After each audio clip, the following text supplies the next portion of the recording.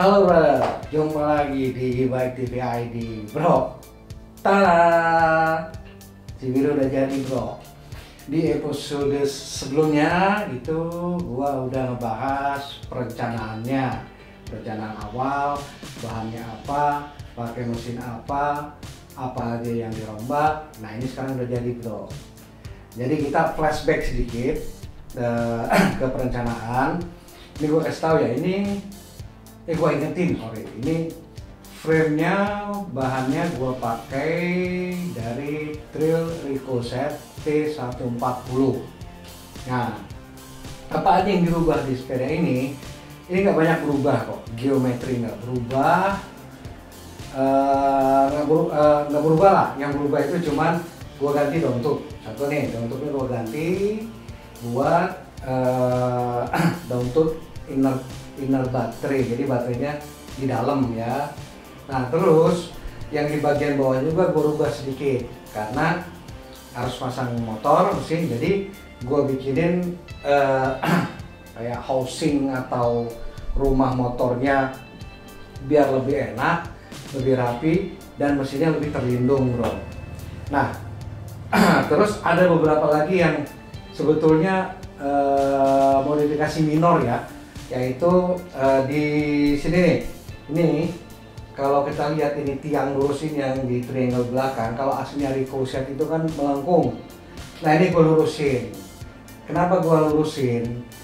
Karena kalau nggak dilurusin, begitu dia main bro, mentok ke sini nih, ke mesin dan ke rumah mesin yang gue bikin ini. Jadi supaya nggak mentok, akhirnya ini dipotong, dibikin lurus bro.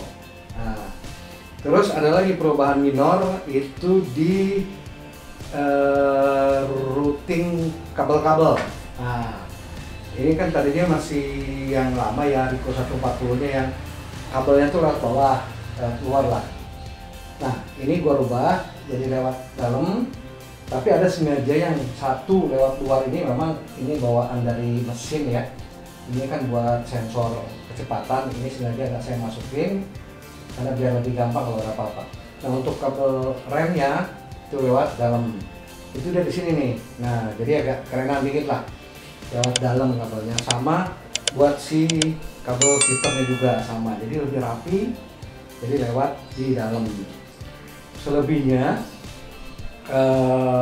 nggak ada perubahan yang signifikan lagi. Nah sekarang gue mau fokus dulu ke sini nih, ke segitiga belakang ini. Selain perubahan-perubahan minor tadi, ada perubahan tambahan lagi, yaitu untuk bracket si speed sensor tadi. Karena kalau kita pakai motor listrik, speed sensor ini wajib. Kalau dia nggak dipasang, mesin nggak mau nyala. Nah, biasanya kalau yang begini-begini nih, yang mesin-mesin tempelan, itu speed sensornya cuma diikat pakai kabel tis. Nah ini gue bikinin dudukan sama bautnya supaya lebih rapi. Jadi nggak, ya kelihatan direncanakan lah, nggak diikat lagi, nggak ya kelihatan jorok dan tidak terencana lah. Kalau ini kan lebih rapi memang kesannya, dan bukan kesannya, memang kelihatan lebih rapi ya, dan memang direncanakan.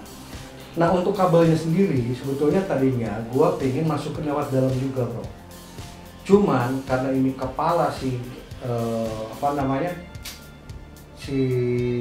speed sensornya itu besar, jadi agak mustahil bikin lubang gitu besar.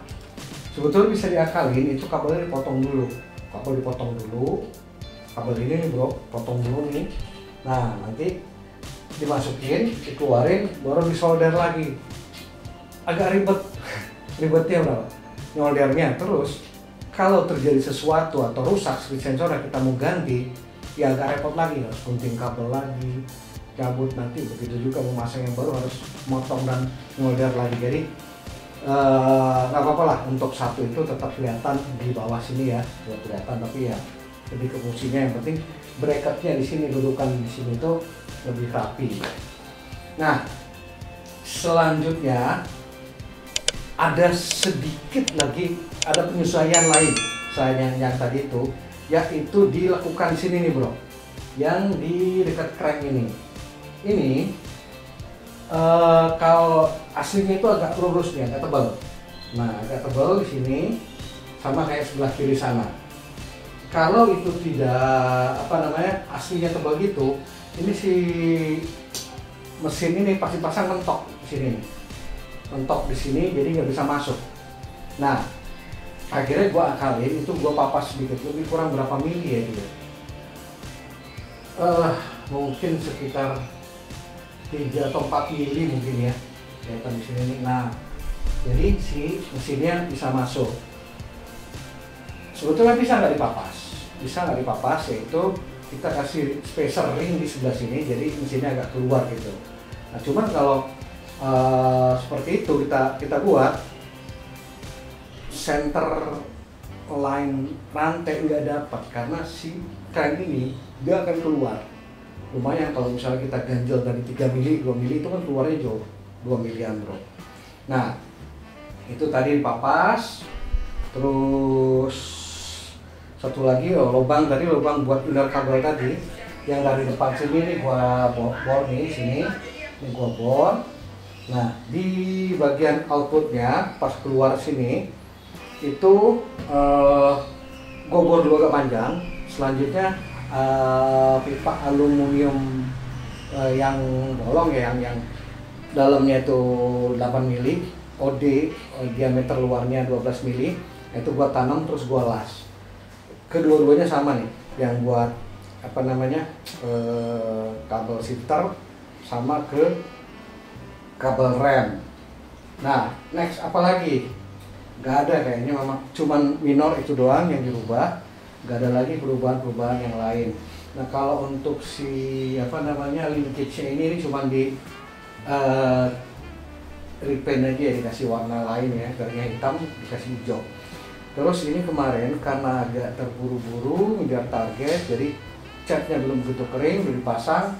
Ya beginilah jadinya, ada beberapa cat bro. Kemarin lupa, ini bearing-bearing gue ganti ya semuanya ya, karena bearing-bearing yang orinya itu karatan semua, udah karatan dan banyak yang serat-serat, semua bearingnya gue ganti. Nah, yang gue rasakan ya ketika gue membuka si bearing-bearing trail ini, apa bro? Coba tebak bro. Bearingnya gampang dicari karena mereka pakai bearing-bearing yang umum dan banyak persamaannya di bengkel-bengkel yang jual-jual bearing lah. Jadi bearingnya tuh bukan bearing spesifik buat sepedanya. Misalnya brand A itu bearingnya memang buat sepeda, jadi dengan ukuran dan desain memang khusus buat itu. Nah, kalau ini enggak, ini bearingnya asli, ini bearingnya banyak dijual, bahkan di toko hijau, toko merah itu dengan kodenya itu berserakan, yang jual banyak. Di toko-toko yang jual-jual spare part motor pun ada, karena bearingnya itu bukan bearing yang spesifik, dia pakai bearing yang banyak di pasaran. Hanya saja gue rubah, kalau yang bearing aslinya itu seri ZZ itu artinya covernya dari metal juga, dari bahan metal lah, bahan besi. Ini gue ganti yang kode belakangnya pakai RS itu dia pakai seal, rubber seal, jadi karet, bentuknya karet. Nah, ini semuanya gue ganti yang karet-karet bearingnya, nggak pakai yang seng lagi. Dan bearingnya murah kok, ada yang 4 ribuan satu harganya, ada yang 5 ribuan, nggak ada yang lebih dari 10 ribu kok. Bearingnya murah semua. Beda dengan bearing-bearing yang memang buat didesain khusus buat sepeda atau yang branded itu ya, itu kan bearingnya ini bisa 400.000, 500.000 satu. Ini cukup 4.000, 5.000 perak ganti bearing, aman loh. Nah, terus apa lagi ya perubahan di segitiga belakang ini? Bearing udah, ini udah. Oh, ini satu lagi nih bro, ini gue ganti nih si bautnya, baut pivot yang utama ini itu karena pas dibuka slap. Nah, kemarin gue mencari baut yang sama yang orinya tuh yang gue buka tuh bahannya aluminium alloy. Nah, gue pikirnya tadinya sama, agak susah nyarinya. Udah kesana sini, bahkan akhirnya ke trailnya langsung ya, saya dapat kontak itu, kita bisa order langsung ke trail. Tapi yang datang itu bahannya besi, lebih kuat sih memang, hanya lebih berat kan, karena dia besi. Yang lama itu kan aluminium, jadi lebih ringan. Tapi ya mungkin karena ini tumpuan utama, nggak ada salahnya juga sih dipakai yang besi, diganti yang besi. Terus penambahan berat juga nggak begitu signifikan karena kita udah pakai mesin tau kan, jadi ya berat baut dari aluminium ke besi kan nggak begitu signifikan bro. Jadi gitu bro, kayaknya nggak ada lagi yang gua rubah, itu udah semua tadi.